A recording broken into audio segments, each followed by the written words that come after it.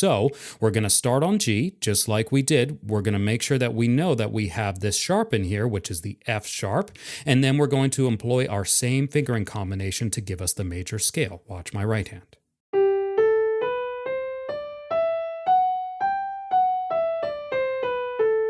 And I have to extend up a little bit to get that sharp. Now let's watch again. Left hand, 5, 4, 3, 2, 1, 3, 2, 1. All white notes except for that F, which we're moving up to F sharp.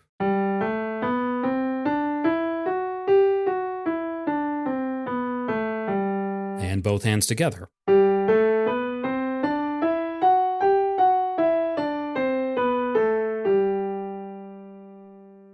So now, after that, we move on another fifth up from G to D. And for this one, we have to make a further alteration to keep it in the sonority of major. If I went ahead and just played the D scale from D to D, first off, let me play it just white notes. You can tell that that's definitely something different. That almost sounds minor. But if I keep the F sharp and don't alter anything else, it sounds like this.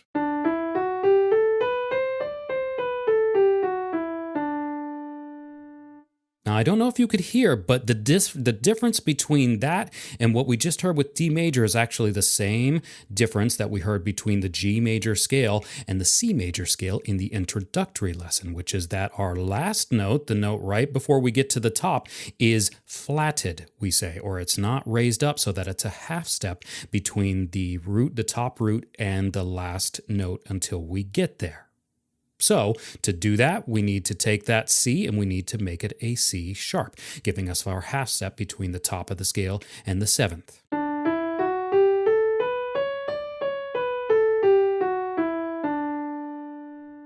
And that addition, that keeping the sharps that we've had before and adding one more sharp on the seventh note of the scale going up, the one right before the top note, is going to be the pattern that you use to think about how you add your sharps for each of these scales. Incidentally, as a fun theoretical aside, those sharps also happen to be added in fifths. If I start F sharp and go up 4 more notes, there's my C sharp on the fifth.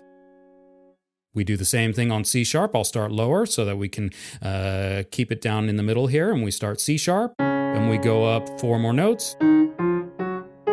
We are, spoiler alert, going to get the next sharp that we need to add for our next scale. So using the same fingering, making sure that we have F sharp and C sharp. Here's the D major scale.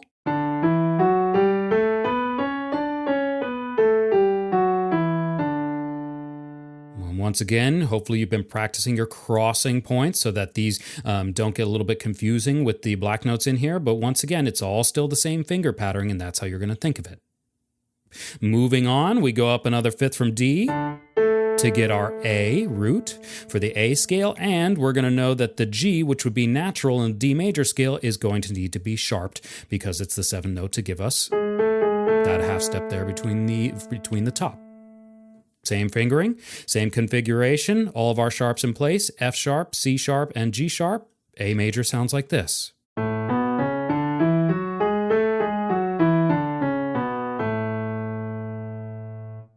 Let's do this again.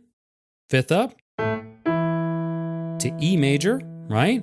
We know that we have F sharp, we know that we have C sharp, we know that we have G sharp, and that 7th note before the E, or the note just below the root E, is going to be D, so we need to sharp that to give us a D sharp, which is going to give us our major sound on E.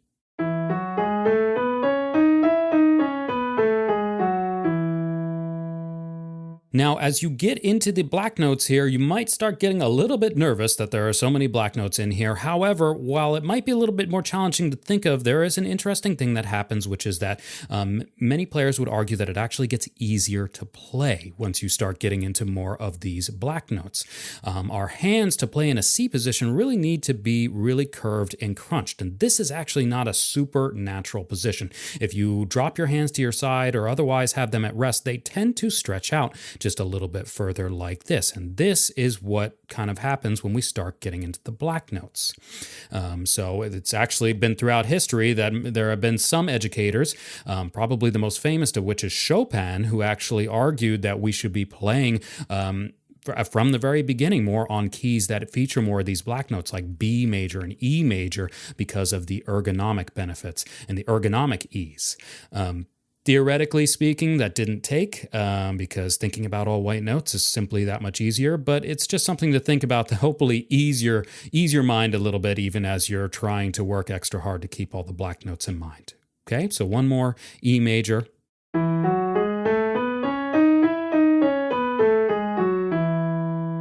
And if you're having trouble, do really try and look at the shapes and the groups. We have these three notes right here in the beginning, 1, 2, 3, or 5, 4, 3 right here between the E, F sharp, and G sharp. And then this other grouping, which is like 2 white notes down on the bottom and 2 black notes up on the top. Like that. Okay, let's move on to our last one here. B major. So now we have all of the black notes. So at this point, it behooves us actually think not so much about what black notes we're using as much as about what white notes we're using. So we know we have B.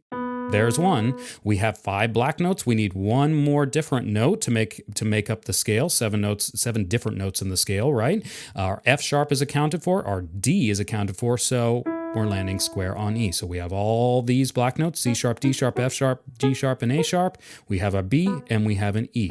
Now we just need to, for the right hand, apply our 1, 2, 3, 1, 2, 3, 4, 5, and we'll get the B major scale.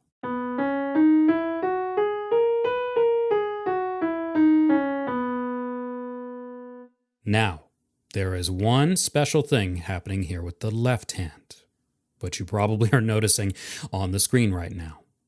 And that is if we play the left hand with the finger combination that we have been doing so far, our thumb lands on that F sharp. When we would cross over to the G sharp with our 3 to do it like that. Now that's not so bad. Coming down, however, that right there is no good. This right here is way too awkward a move for us to really be considering a viable option as far as this, especially when we have options that really don't take much more effort to think about and are much more sensible. So in this case, as I'm sure you're reading by now, we're going 4, 3, 2, 1, 4, 3, 2, 1, starting with 4 instead of 5, giving us this fingering.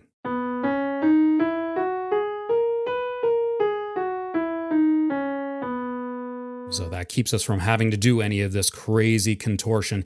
In general, we really kind of frown on putting our thumbs on the black notes for scales. Not in every case, but in most cases. And so this is a demonstration of how we circumnavigate that. And this is a symmetrical fingering is what we call it because we have 4, 3, 2, 1, 4, 3, 2, 1. And this really isn't that much harder to implement, even though it is something different. You'll actually probably find that it might actually be a little bit easier because the offset of the patterns that we've been using so far is not quite as pronounced.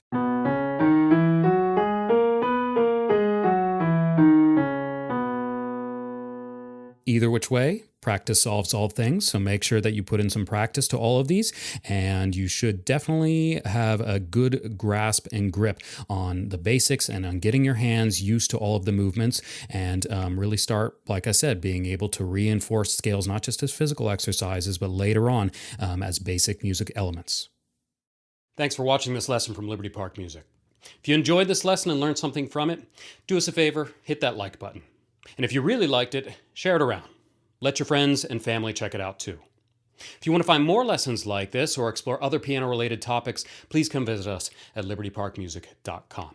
We have full piano courses ranging from beginner to more advanced levels, and everything is online and streaming 24/7 so that you can design your music learning around your schedule and learn in the comfort of your own home from a talented roster of professional teachers and musicians. Come check us out.